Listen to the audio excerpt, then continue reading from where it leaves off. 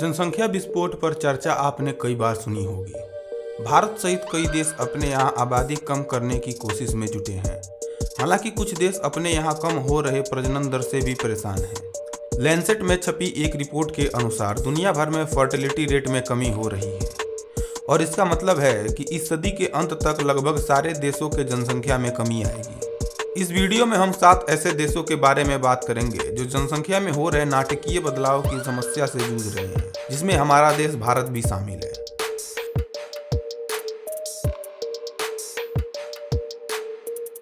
Hello friends, welcome to the Hindi facts. मैं हूं आपका होस्ट और दोस्त पंकज प्रजापति। जापान। लैंसेट में छपी रिपोर्ट के अनुसार इस सदी के आखिरी तक जापान की जनसंख्या आधी हो जाएगी। साल 2017 की जनगणना के अनुसार जापान की जनसंख्या 12 करोड़ 80 लाख थी, लेकिन इस शताब्दी के आखिर तक ये घटकर 5 करोड़ 30 लाख तक होने का अनुमान लगाया जा रहा है। जनसंख्या के हिसाब से जापान दुनिया का सबसे बुजुर्ग देश है और 100 साल से ज़्यादा उम्र के लोग की दर भी सबसे ज़्यादा जापान में है। इस कारण जापान में काम करने की क्षमता रखने वालों की संख्या में लगातार कमी होती जा रही है। एक्सपर्ट का मानना है कि हालत और ज़्यादा खराब हो सकती है। सरकारी अनुमान के अनुसार साल 2040 तक जापान में बुजुर्गों की आबादी 35% से ज़्यादा हो जाएगी। जापान में फर्टिलिटी रेट केवल 1.4% है। इसका अर्थ ये हुआ कि काम करने योग्य लोगों की संख्या लगातार घटती जा रही है। किसी भी देश में उसकी मौजूदा जनसंख्या को बरकरार रखने के लिए जरूरी है कि उस देश का फर्टिलिटी रेट 2.1 से कम ना हो। इटली के बारे में भी अनुमान लगाया गया है कि 2100 तक वहां की आबादी आधी हो जाएगी। साल 2017 में इटली की आबादी 6 करोड़ 10 लाख थी, जो लैंसेट की रिपोर्ट के अनुसार मौजूदा सदी के आखिर तक घटकर 2 करोड़ 80 लाख रह जाएगी। जापान की ही तरह इटली में बुजुर्गों की संख्या बहुत है। साल 2019 के वर्ल्ड बैंक के आंकड़ों के अनुसार इटली में 23% आबादी 65 साल से अधिक उम्र की है। साल 2015 में इटली की सरकार ने प्रजनन दर बढ़ाने के लिए एक योजना शुरू की थी, जिसके तहत हर कपल को एक बच्चा होने पर सरकार की तरफ से 225 पाउंड यानी करीब 59,000 रुपये दिए जाते थे। लेकिन इसके बावजूद इटली का प्रजनन दर पूरे यूरोपियन संघ में सबसे कम है। इटली में एक दूसरी समस्या माइग्रेशन की भी है। सरकारी आंकड़ों के अनुसार साल 2017 में 1,57,000 लोग इटली छोड़कर किसी और देश में चले गए थे। इटली के कई शहरों ने स्थानीय आबादी को बढ़ाने और उनकी अर्थव्यवस्था में सुधार करने के लिए अपनी अपनी योजनाएं शुरू की है। लोगों को केवल 1 यूरो में सरकार की तरफ से घर दिए गए और वहां रहने के लिए भी अलग से पैसे दिए जाते हैं।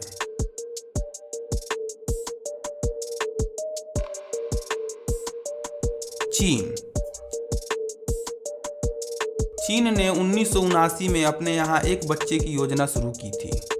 चीन ने अपने यहाँ बढ़ती आबादी और अर्थव्यवस्था पर पड़ने वाले उसके प्रभाव को देखते हुए 1 चाइल्ड की योजना शुरू की थी।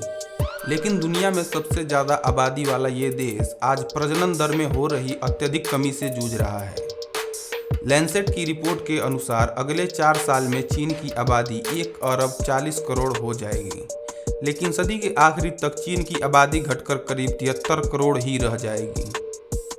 सरकारी आंकड़ों के अनुसार साल 2019 में देखा गया था कि पिछले 70 सालों में चीन की जन्म दर सबसे निचले स्तर पर आ गई है। कुछ विशेषज्ञों को इस बात की आशंका है कि चीन एक डेमोग्राफिक टाइम बम बन गया है, जिसका आसान शब्दों में मतलब है कि काम करने वालों की संख्या दिन ब दिन कम होती जा रही है और उन पर अपने बड़े और रिटायर हो रहे परिवार के सदस्यों की जिम्मेदारी बढ़ती जा रही है। चीन दुनिया की सबसे बड़ी अर्थव्यवस्था में से एक है, इसलिए चीन का असर पूरी दुनिया पर पड़ेगा। चीन में बुजुर्ग की बढ़ती आबादी से चिंतित होकर सरकार ने साल 2015 में 1 बच्चे की नीति बंद कर दी और कपल को 2 बच्चे पैदा करने की इजाज़त दे दी। इससे जन्म दर में तो थोड़ा इजाफा हुआ, लेकिन लंबे समय में ये योजना बढ़ती बुजुर्ग आबादी को रोकने में पूरी तरह सफल नहीं हो सकी।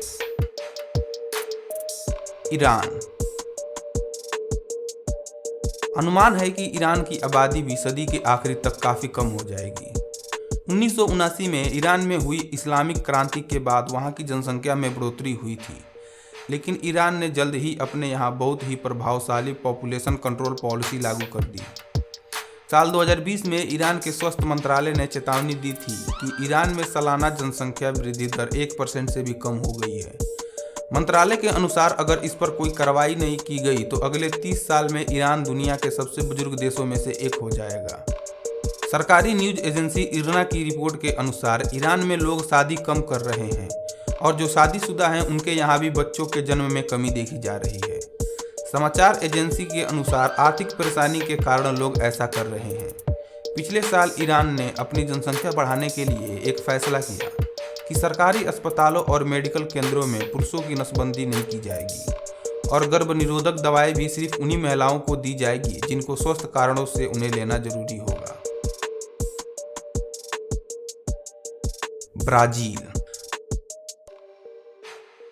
ब्राजील में पिछले 40 वर्षों में प्रजनन दर में काफी कमी देखी गई है। साल 1960 में ब्राजील में प्रजनन दर 6.3% थी, जो हाल के दिनों में घटकर केवल 1.7% रह गई है। लैंसेट के रिपोर्ट के अनुसार ब्राजील की आबादी 2017 में 21 करोड़ थी, जो 2100 में घटकर 16 करोड़ के करीब हो जाएगी।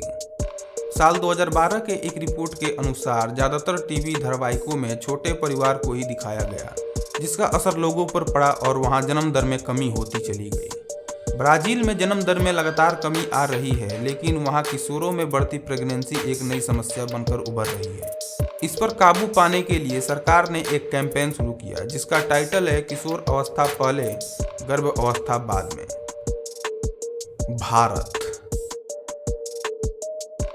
भारत साल 2100 तक चीन को पीछे करते हुए दुनिया की सबसे बड़ी आबादी वाला देश बन जाएगा। हालांकि लैंसेट के शोधकर्ताओं का कहना है कि भारत की आबादी में कमी आएगी और इस सदी के आखिर तक भारत की आबादी 1 अरब 10 करोड़ हो जाएगी। साल 2011 की जनगणना के अनुसार भारत की आबादी 1 अरब 30 करोड़ थी। साल 1960 में भारत में जन्म दर 5.9% था, जो अब घटकर 2.2% हो गया है। दूसरे देश अपने यहाँ प्रजनन दर बढ़ाने की कोशिश कर रहे हैं। वहीं भारत के प्रधानमंत्री नरेंद्र मोदी ने यहाँ लोगों से छोटे परिवार रखने की अपील की है। पिछले साल एक भाषण में प्रधानमंत्री मोदी ने कहा था, जनसंख्या विस्फोट भविष्य में हमारे लिए कई तरह की समस्या पैदा करेगा। प्रधानमंत्री नरेंद्र मोदी ने कहा था कि इसके लिए समाज में जागरूकता लाने की जरूरत है कि जो शिशु मेरे घर में आएगा, क्या उसकी आवश्यकताओं की पूर्ति के लिए मैंने अपने आप को तैयार कर लिया है? क्या मैं उसको समाज के भरोसे ही छोड़ दूंगा? मैं उसको उसके नसीब पे छोड़ दूंगा? कोई माँ बाप ऐसा नहीं हो सकता है कि जो अपने बच्चों को इस प्रकार की जिंदगी जीने के लिए मजबूर होने वाले फिर भी बच्चों को जन्म देता रहता है। और इसलिए एक सामाजिक जागरूकता की आवश्यकता है। नाइजीरिया। लैंसेट के रिपोर्ट के अनुसार साल 2100 तक सहारा रेगिस्तान के दक्षिण में बसे अफ्रीकी देशों की जनसंख्या 3 गुना बढ़कर करीब 3 अरब हो जाएगी। इस रिपोर्ट के अनुसार इस सदी के आखिरी तक नाइजीरिया की आबादी करीब 80 करोड़ हो जाएगी और जनसंख्या के कारण वो दुनिया का दूसरा सबसे बड़ा देश हो जाएगा।